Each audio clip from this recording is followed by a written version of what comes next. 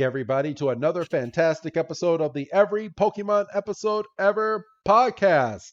This is episode 74, and I am one of your hosts this week, Wrestling Chris G, and my psychic brother on the other line this week, who can bend spoons with his mind, is good old Dougie Fresh. Dougie, my man, how you doing?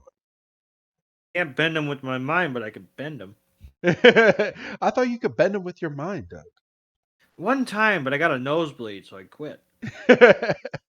So today's episode, and I'm on a roll, so I'm gonna try to get this out. Is called The Ancient Puzzle of Pokémopolis, or translated from Japanese. Woohoo! Translated from Japanese, Clash Super Ancient Pokemon. Just because it's hard to say Pokémopolis, I'm gonna go with the Japanese title this week, Doug. You wimp. But how are you doing this week, man? Good. I'm good. That's good. That's good. I got two Pokemon packs ready to go this week, Doug, and I'm gonna do something different this week. I'm gonna ask you at the beginning, should I open Chilling Rain pack or should I open the Fusion Strike pack this week? I would say Chilling Rain. Chilling Rain. All right, because we have not had a Chilling Rain pack on this show in probably like 2 months now. It's been a minute, yeah, for sure. So I will go ahead and I will open that pack at the end of today's episode. But this episode is a weirder episode. For filler episodes, it's kind of out there. I would say, wouldn't you agree, Doug? Yeah,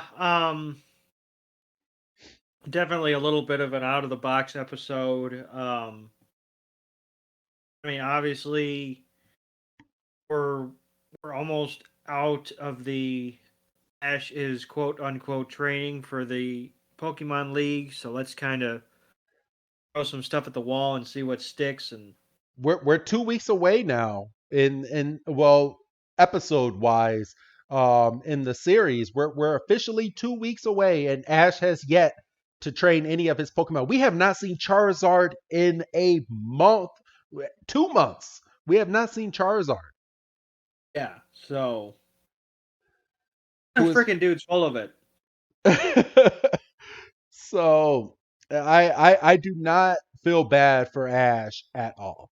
So, but yeah, it's about that time, Doug.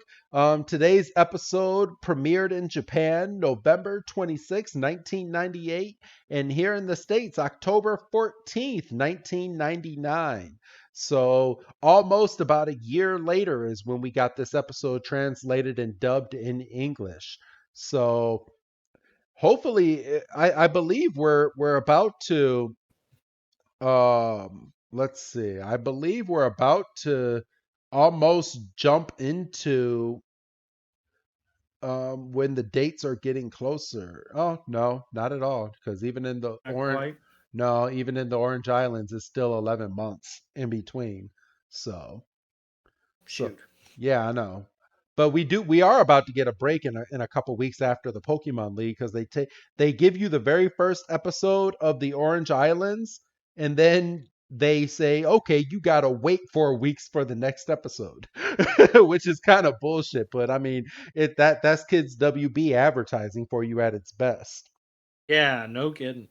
So, but all right, Doug. October 14th. Mine comes from 1978. And when does yours happen this week? Oh, very close. Mine's from 82. 82. Okay, okay. So I'll be going first this week. Take a shot for me, everybody.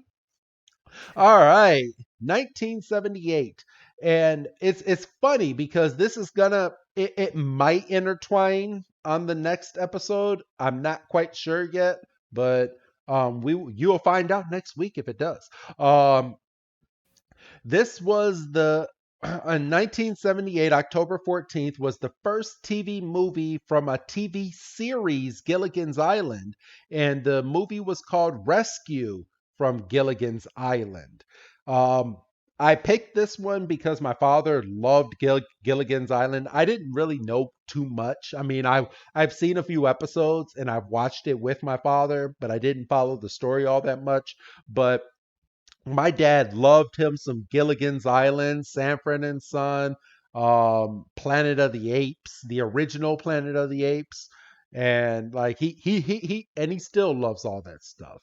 But I figured this one kind of hit home for me because my dad would force me to sit down and watch this if I was going to be watching my Power Ranger episodes or Pokemon or something. He's like, "Well, if you're going to make me watch this shit, you're going to watch my shit." So that is my date this week, Doug. What is yours? So on um, October 14th, 1982, uh, President Ronald Reagan officially proclaims a war on drugs. A a Um, war on drugs? a war on drugs. So you're talking the early '80s. So um, cocaine's hot in these streets. I mean, I always make that joke. Cocaine's a hell of a drug. It's a famous Chappelle line from. Oh, It's a Rick James line from Chappelle's show. Yes. But it literally was a hell of a drug. It was taking over people. Um, they were taking over people. It was very prevalent. Well, you do enough of it. It takes over your whole body. They were starting to fucking cook it and make crack. I mean, it was getting hot and heavy in these streets. Um, so Reagan says we're gonna have a war on drugs. So he puts a heavy emphasis on drug enforcement at a higher level.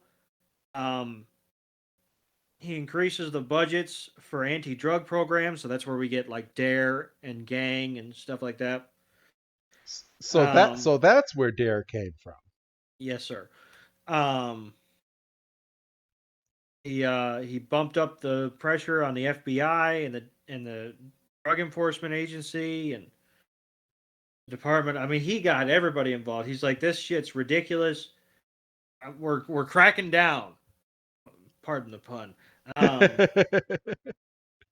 and I mean, you could argue that it worked. You could argue that it didn't. Depending on your thought. I'm not gonna sit here and start no shit. Oh, But that's where yeah, you draw the line, Doug. that's where I draw the line. That's where I draw the line. Yeah, it's exactly where I draw the line. All So right. yeah, war on drugs. All right. 1982. And I'm sorry, everybody, that loves our rambles at the beginnings of episodes, but we're literally doing a three-fer episode back to back to back. So there's only so much talking that we can do that we're trying to catch up in. I feel like we kind of caught up last week, so I'm sorry. I'm sorry for the shortness, but are you ready, Doug, to get into this weird episode of Pokemon, the ancient puzzle of Pokémopolis? Well, I mean, give them fair warning. They ain't gonna get shit next week either. No, they're not. Well, they might. I have something that I can talk about, but I'm not going to talk about Well, it on this episode. gonna be a one-man show. All right. So we start this week's episode unlike everything else. We have 2 weeks away from the Pokemon League, but it looks like Ash is finally training for the Pokemon League, but he's training the wrong Pokemon. Pikachu has been out this whole damn time. Yeah, Pikachu. I said it. I said it last week or whatever the hell. Or yeah, last week, because you said I've said it before. Pikachu's fine. Pikachu does not need to be trained, but Pikachu. Pikachu is absolutely. Pikachu probably steal you around by himself at this point. yes, for real, Pikachu can defend its own damn self. But all right, but Ash is facing Brock in an exhibition match, and it's Vulpix versus Pikachu.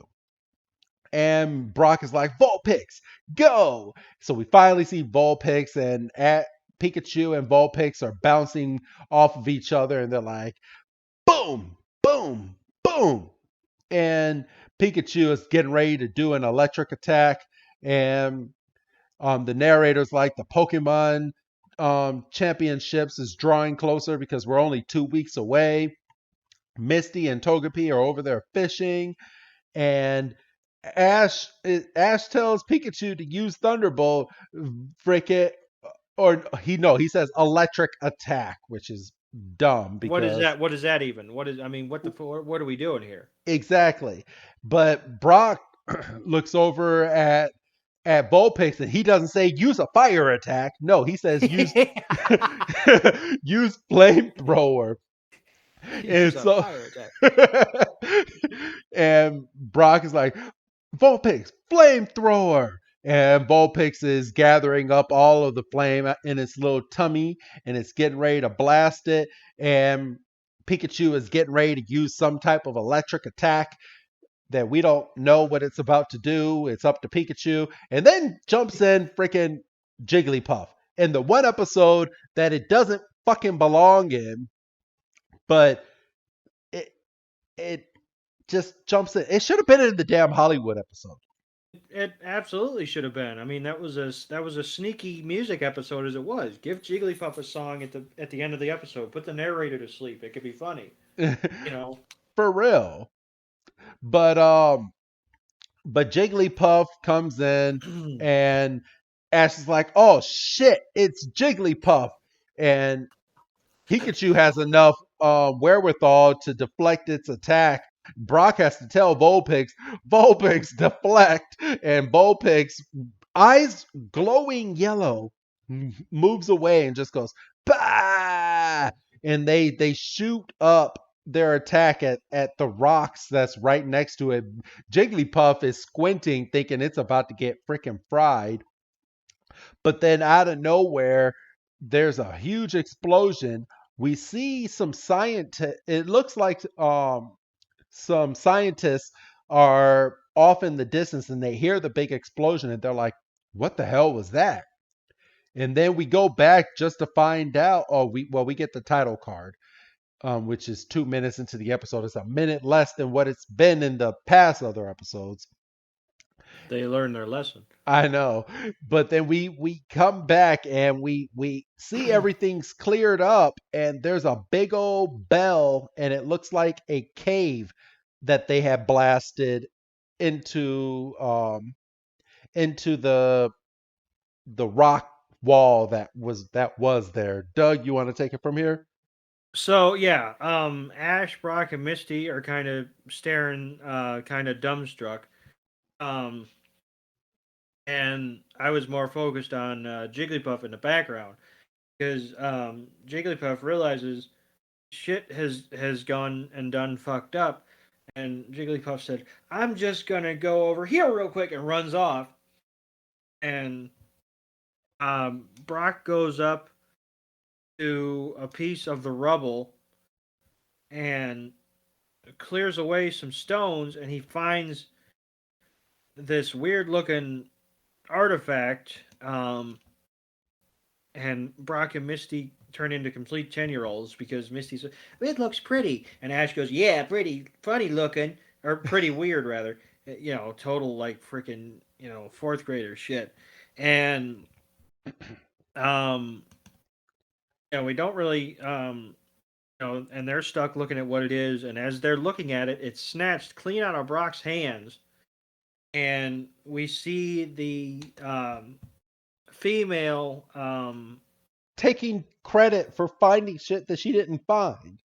she says, "Professor," and she's got a French accent, but I'm not going to do it because I can't do it. Um, she says, "Professor, I found it," and or come see what I found. And she goes running off, and thankfully the professor has enough wherewithal to have fucking gloves on. Yeah, And yeah, they're all just touching this thing. They don't know what it is. and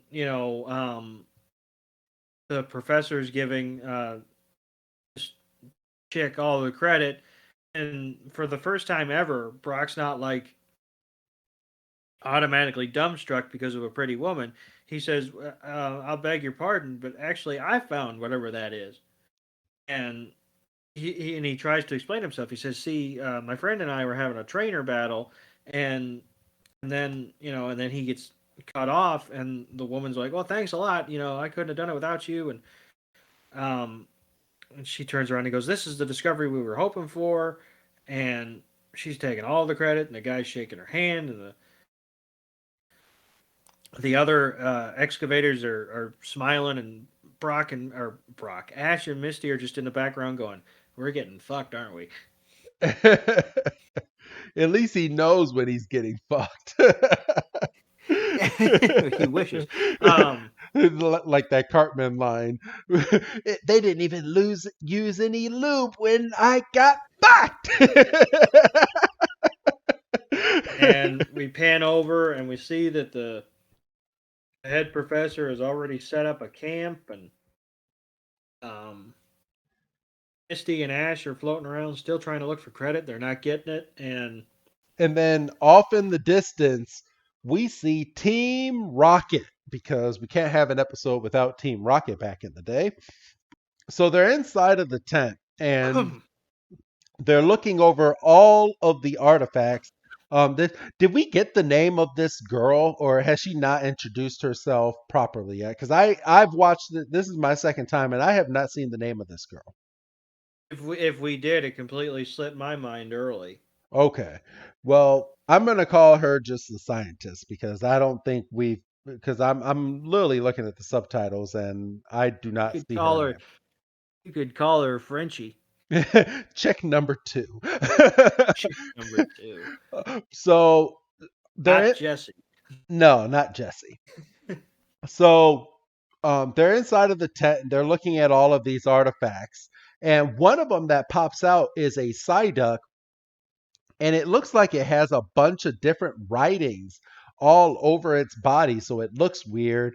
There's a weird plate, some other artifacts that look like it was found. But off in the distance, we see Pikachu is looking at the artifact that Brock and Ash had just found.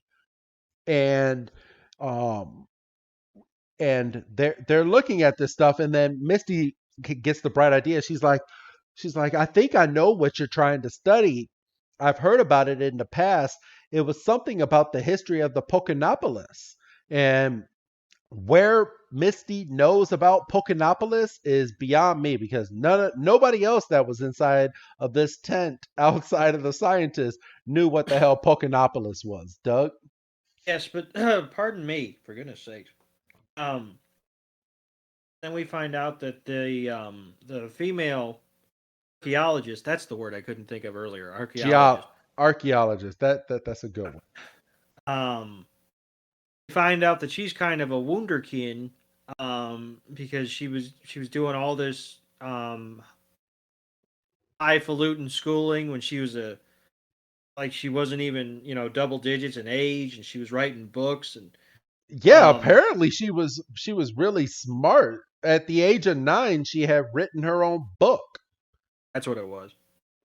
And the professor, the only one that wears gloves around here apparently, he's like singing her praise, and she's like, oh, she's brilliant, she's this, that, and the other and she's getting embarrassed, and she's like, pardon me, she's pushing him out the tent. She's like, that's enough of my praise, professor. And she's got she's got this spoon in her hand, Yes. which has identical markings to the whistle question mark that Brock found question mark. Yeah, and it looks just like it. and that's under a protective glass case, and we got a good line of Brock, Ash, and Misty are dumbstruck that she's gone through all this and she's this young, and Misty has a good line of, when I was 8 years old, I was still afraid of doctors, and Which was funny because that was really good. Because my son hates doctors.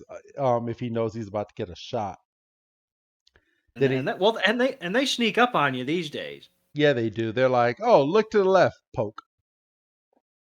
That's some kind of invasion of privacy. but And I want to point out that when they have the spoon and they're moving the spoon back and forth, it starts to make the item that Brock and Ash have found start to glow. And Pikachu notices it, but it stops glowing right before Pikachu can really see exactly what's going on. and unfortunately, as in sync as Ash and Pikachu are, but see, Pikachu didn't really try. Because Ash looks at Pikachu and says, "What's wrong?" And Pikachu just kind of looks dejected, like, "Oh, it stopped glowing." Couldn't he have pointed at the thing and Well, done like a I don't think Pikachu understood that it was glowing. To be honest, okay? I think Pikachu was like, was that glowing? I think it was glowing, but I didn't fully see it glowing. So yeah. So Ah, what's up? we've got an identification on the female archaeologist, Oh, what's her name? Eve. Eve. Okay, that's easy. That's real easy. Yeah. All right. So So Eve pulls out this tablet that looks like something that would have had the Ten Commandments written on it, and um, Misty's like, "What kind of writing is on that thing, Eve?" And um, and Eve says, or Misty's wondering if it's about Pokémopolis, and Eve's like, it says, "Beware the two great powers of destruction." So obviously, Kane and Undertaker. Um, but yeah, they're basically foreshadowing what's going to happen later on, and then we shoot from that because Brock ends up running away from the tent, and Ash is like, "Oh, Brock just loves Brock just loves history."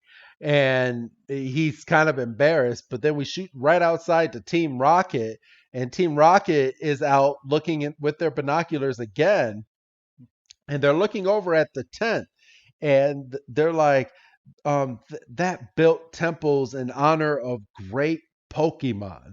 So all we need to do is grab some of those items and bring them back to the boss, and we'll be the best. And freaking Meowth gets stomped in the face by both. Oops, excuse me. By both Jesse and James, who end up kicking him for no damn reason.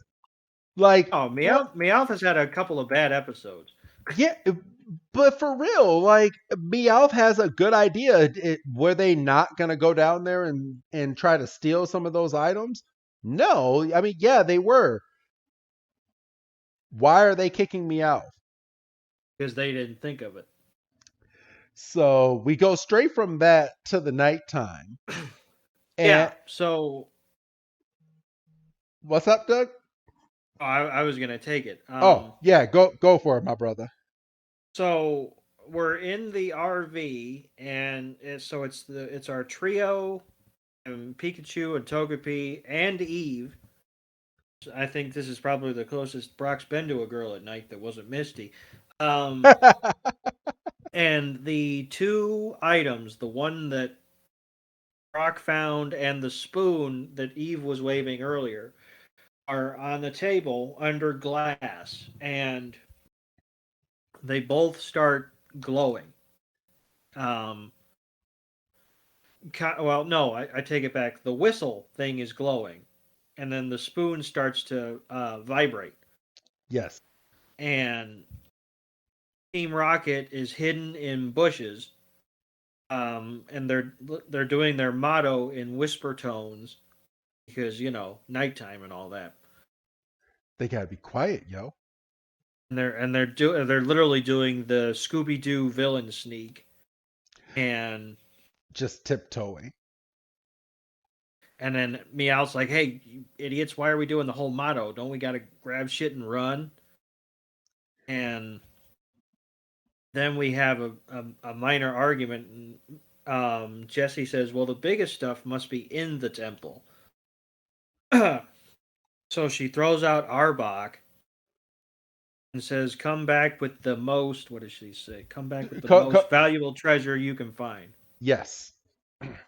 So Arbok goes and digs underneath the ground, and they're like, "So what are we gonna do? Are we just gonna when Arbok brings it back? Are we just gonna share it?" And Jesse's like, "What?" She's like, "The most ridiculous idea I've heard." And she's like, I'm not doing this for no money. You won't have to do the decent. You won't have to do the decent thing." Is what she's screaming at him. And James is like, if the treasure's large enough, I can make myself the boss. He's like the big enchilada. And Jesse says the King Quesadilla, and Meowth shakes his head and he goes, "It's a shame they're power hungry." And the benefit of closed captioning, we can hear that there's two more: the Grand Guacamole and the number one Nacho. And then Arbok comes through the temple, and he's got shiny in his mouth, and he says, "Wasn't there?" Jesse says, "Wasn't there anything else? Is that all you could find?" And about the time she starts talking smack, whatever's in Arbok's, Arbok starts to glow. yeah, And once Arbok starts to glow, Arbok starts to glow like a bright red, and then it just vanishes. And they're like, where the hell did Arbok go? And Meowth is like, I think wherever it went inside that thing that it had in its mouth. And then it starts walking closer to Jesse, James, and Meowth, and you can see some footprints in the ground. And they're like, "Oh shit, we should probably run." So they go and they try to run. They get like 3 steps in, and then they're frozen. And and then then Meowth says, "We're catatonic." it that was a good line. That was a very good That was line. good. That was really good. That was... And from there, we can only imagine what happened to them because we actually don't get to see Team Rocket vanish into whatever this little balls thing is. It's literally 3 balls. It's 2 balls and one smaller ball in the middle. Sometimes you just need an extra. Um, yeah. So we're back. We've got the next morning. It's a clean, clear day. We're back at the dig site, and everybody's looking at. They looking at. they're looking Seeing at the closed captions. they're looking at the footprints. Well, yeah, and then pardon me, for goodness sakes, the professor picks up the 3 ball object, and he disappears. Yes, And and everyone is astonished at this point. we see a brief flash of Jesse, James, and Meow saying, "Hey, get us out of here." And everybody starts running, and trio plus Eve gets away,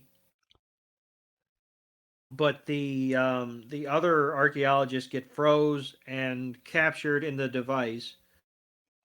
And um, as they're in the camper, all this stuff starts going topsy turvy. And then we actually have a point of view from inside the little device, and everybody's petrified except for the lead professor. He's looking around. He's got a little monocle, and he's like, "This is fascinating."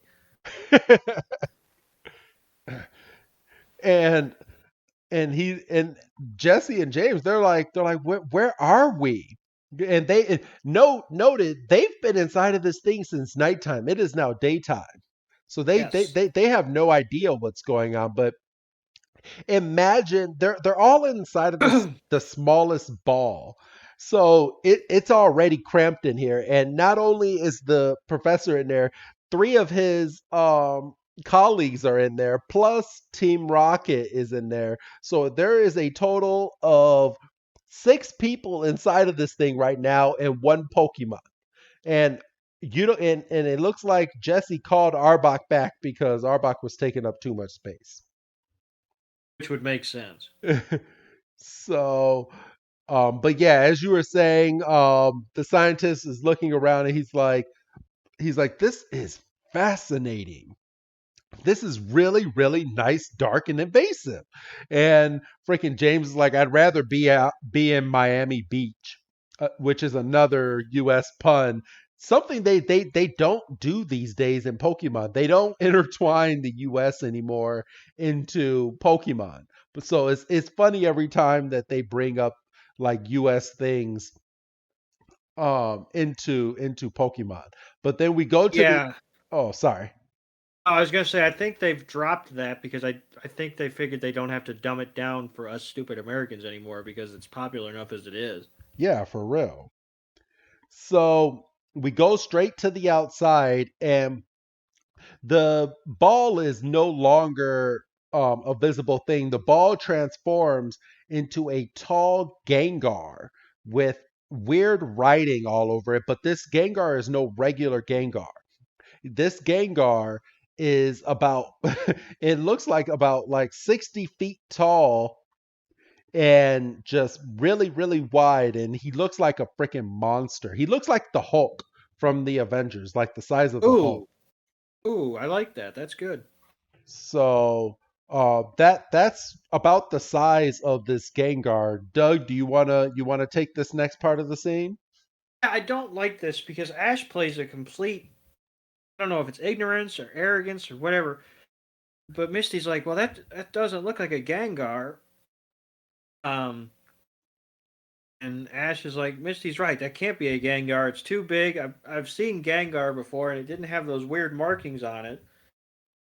It's like, who the hell is Ash to say what something is or isn't?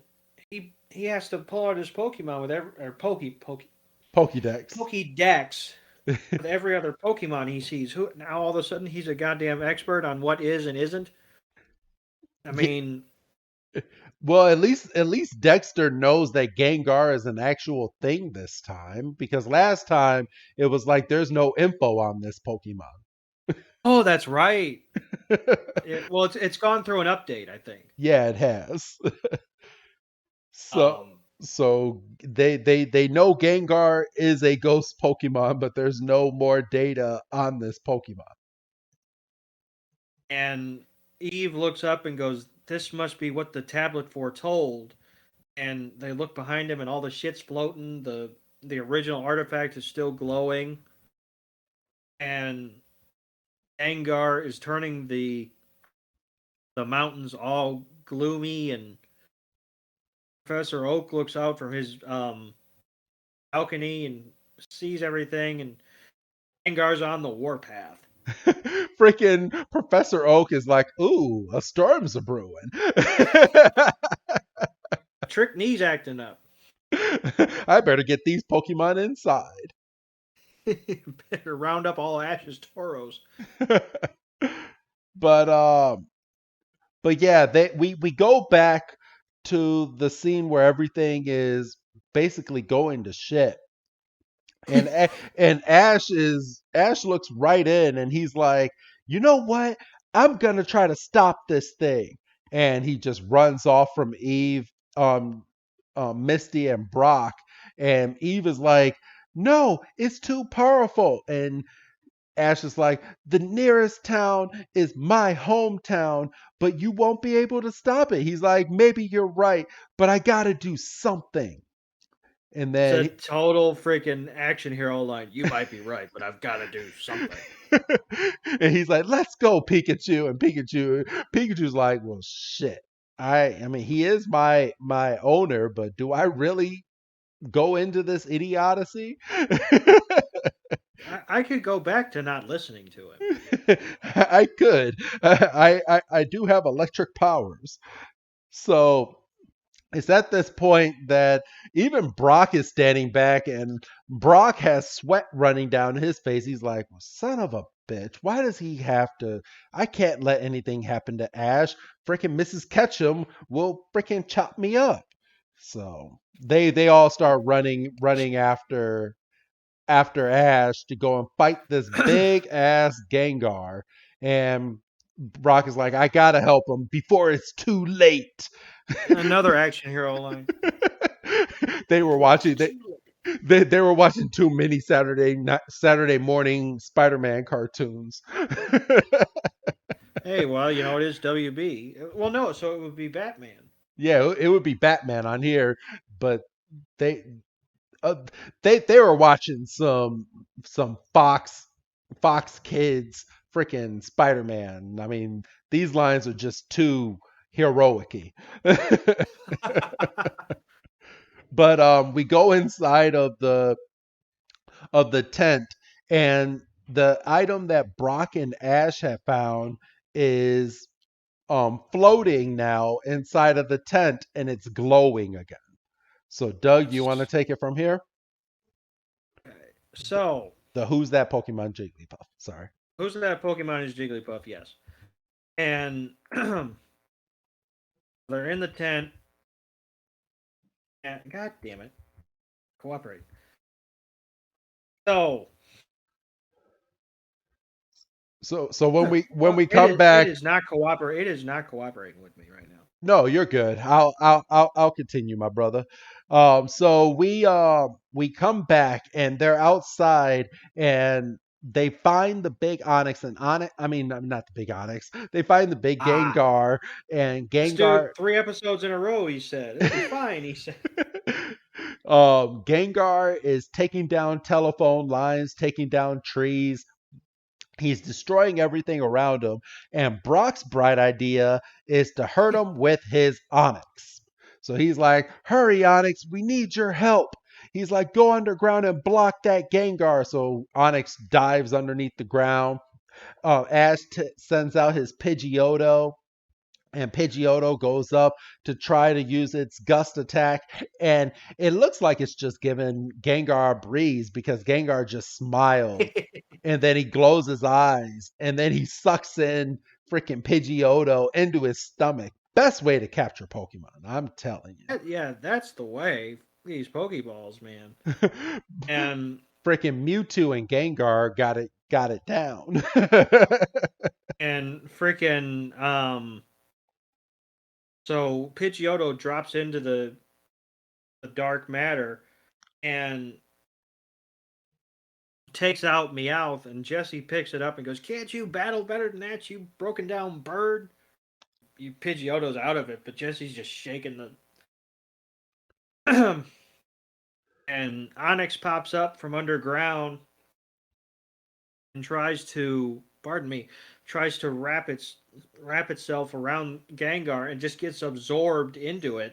Like So Gengar didn't even have to summon Onyx; it just happened. no, and freaking Onyx just gets sucked like the way that it just molded into Gengar. Like I feel bad for everyone that's inside of Gengar right now because there's not much space because even though Gengar is a huge Pokemon now, the the three little balls um are still inside of this Gengar, and that space is not getting any bigger.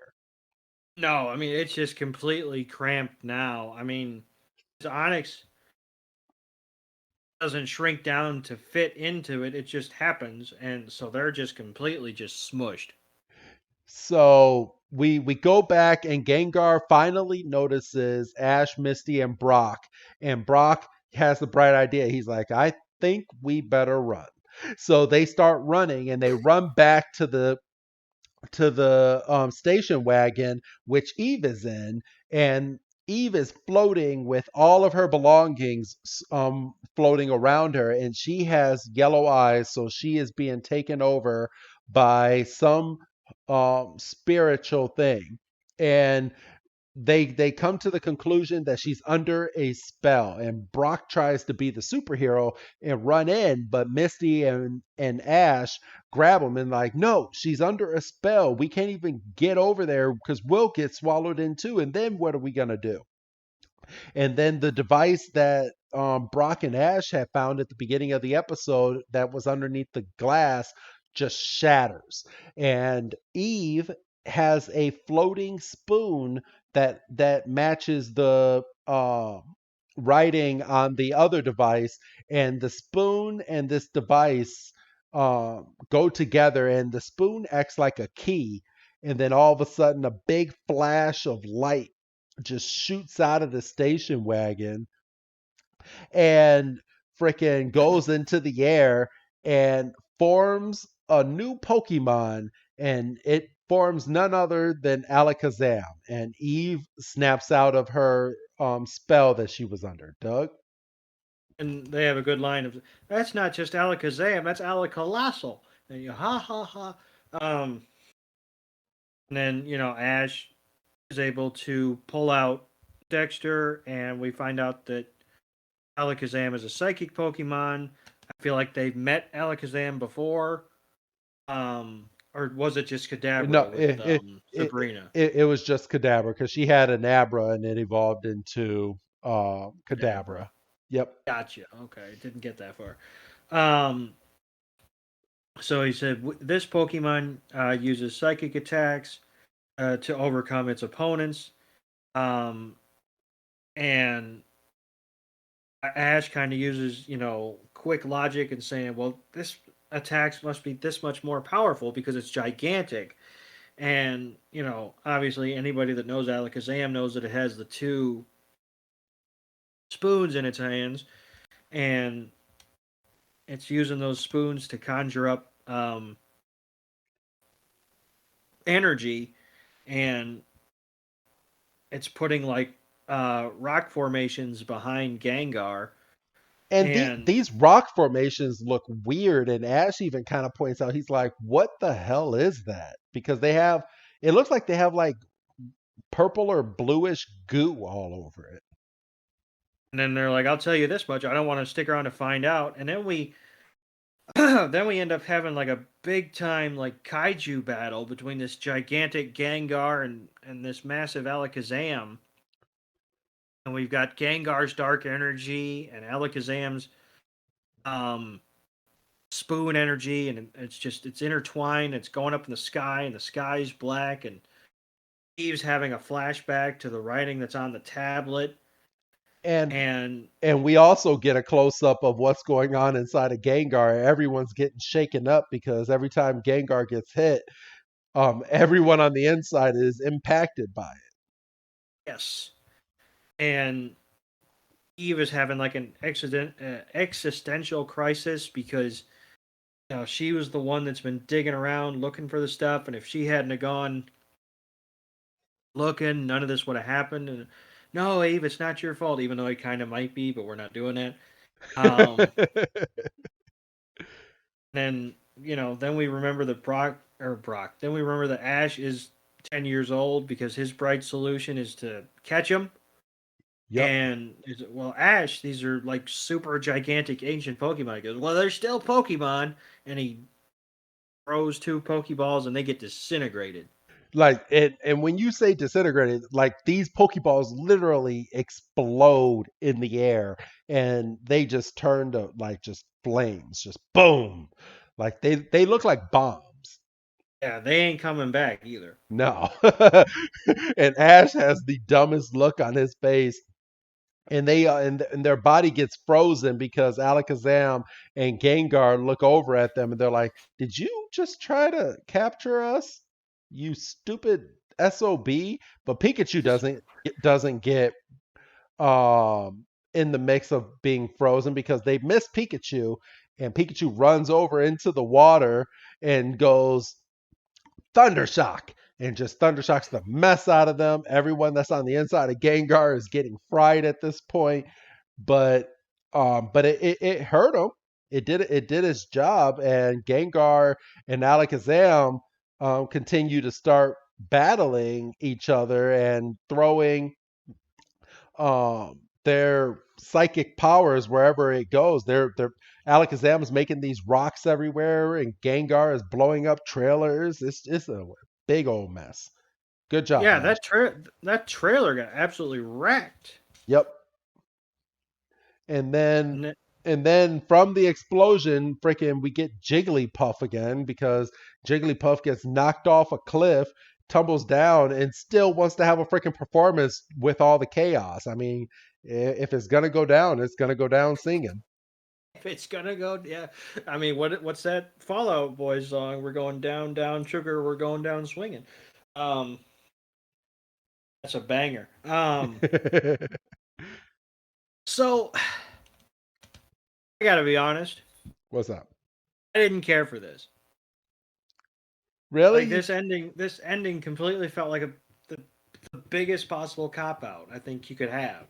Yeah, because we come to find out that there's a third psychic to this mix, and it's none other than a big old Jigglypuff. Because actually, no, I'm getting ahead of myself. Jigglypuff starts to sing, but it's not doing anything to the Gengar and Alakazam. And I want to point out that Ash and them, they didn't fall asleep at first when Jigglypuff started singing, Oh, they didn't. which I think is the So so if it's not working on them, how the fuck is it gonna work on Alakazam and Gengar? So who what's up? said who technically might not be alive if you get down to brass tacks. I know, but Jigglypuff should be happy. This is the first time people didn't fall asleep during her performance. But Oh, that's a fair point. so um then we find out that there's a third party in this whole mix, and it's a gigantic which we call it, gigantic Jigglypuff, and the Jigglypuff has writings all over it too, and the its microphone is the big old bell that is on top of the cave where they found all of these items. Yes, and it actually comes out of the bell itself. Yes. And I knew it had a dumb name. Somebody called it Bigglypuff. But before it comes out, Alakazam crashes into Jigglypuff. Jigglypuff goes flying, so no more Jigglypuff this episode. No, Jigglypuff has gone blasting off again. Yes. And this big old Bigglypuff is Bigglypuff. is freaking it starts to sing and it's like bah, bah, bah, bah, bah. Like it doesn't even sound like a Jigglypuff because its lungs are fluctuated by like 100 times its size. And it puts Gengar and Alakazam to sleep. Doug? And it should have killed the humans, probably. You would think so, right? I mean, all they're doing to try to, and I'm using air quotes for podcast listeners, all they do to protect themselves is cover their ears. Yes. They should have at least shattered their eardrums, for goodness sakes. But they fell right to the ground, and Gengar and Alakazam is passed out asleep, but everyone else fell asleep too. So Yes, Jigglypuff put everybody to sleep. And everybody. I don't get it because Jigglypuff was so loud. Like it was just like brah. But Jigglypuff Jigglypuff did do what the other Jigglypuff does, and apparently this big old bell is a big old paintbrush which Mm-hmm. which she went and started painting all over Alakazam and Gengar, and it looks did Jigglypuff get everybody else It was only focused on Gengar and and Alakazam? Alakazam So, because but they went away after that.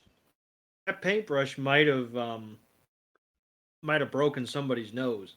I think so too, with as big At as it least. was. But we wake up and everybody is now outside of Gengar, and Gengar, Alakazam, and Jigglypuff are now gone away. We And have no idea where they went. Team Rocket's doing a little crying session because they're happy they survived. And um they were split second away from, you know, throwing down with Ash. And then they were like, well, you know what? Since we all just went through all that, we're just gonna call this one even, and we'll get you next time. And they run off. And And I don't blame them. Misty's like, well, what do you think happened to Gengar and Alakazam? And Eve says, well, they must have returned to the Shadow World. I mean, she literally throws her hands up and says, they must have returned there, I guess. And we're kind of putting the pieces together, and we're figuring out that the giant Jigglypuff might have been like humanity's one true savior.